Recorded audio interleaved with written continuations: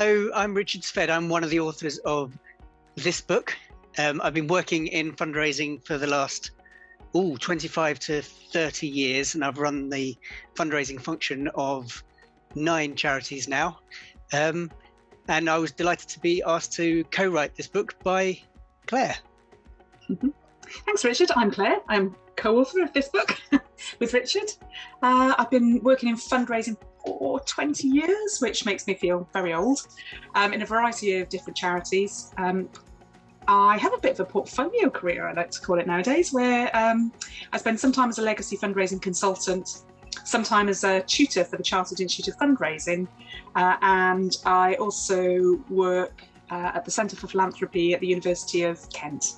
And we're going to talk very quickly about a couple of takeaways from writing this book, just in this very quick recording. So mine is about a diagram that actually features in the introduction. It's a wheel, maybe a wheel of fundraising fortune. And it didn't appear in the very first draft of the book. When we sent it to peer reviewers, one of them came back and said, "Can you draw a diagram just to say in which order you do everything?"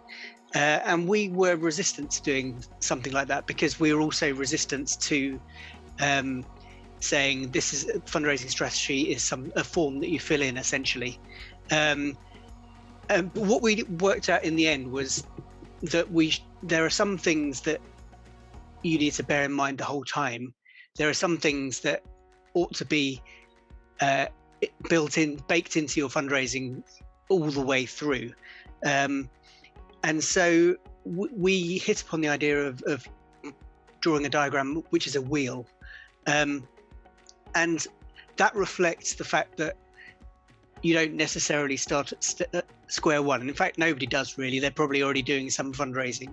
So that's the first thing. Secondly, there are some things that you need to keep in mind the whole time, whether it's how to get everybody to buy in to what your fundraising is doing, or ethics and diversity and inclusion. And then there are some things that you would do alongside each other, perhaps in sequence, but never just one thing alone. And overall, what the wheel tells me at least is you never stop fundraising. So you analyze how well you're doing, you reassess and continue fundraising. So that's my takeaway. Over to you, Claire.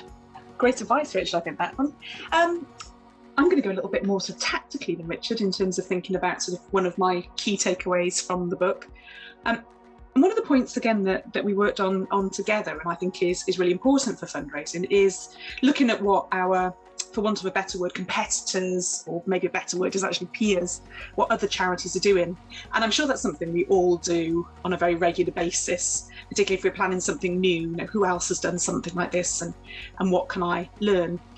And that's incredibly useful, but it's also sometimes a little bit risky because, as Richard writes in the book, sometimes organisations can just end up looking very, very similar to each other.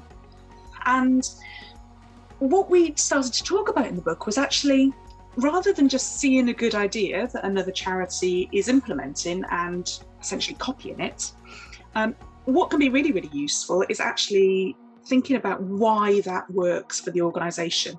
What are the underlying reasons that this activity is successful? And then working back outwards from there and thinking, okay, can I take these underlying reasons and develop something for my particular charity?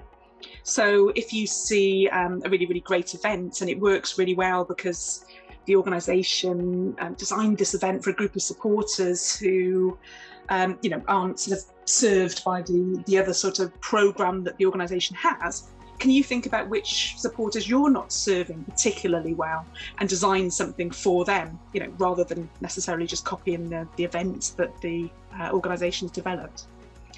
So, very sort of small piece of a very big book, but a tip I hope is useful for people in their fundraising practice. Thank you, Claire. And we'll just leave you with the words that are at the end of our introduction. And they are: assess, plan, fundraise, and change the world.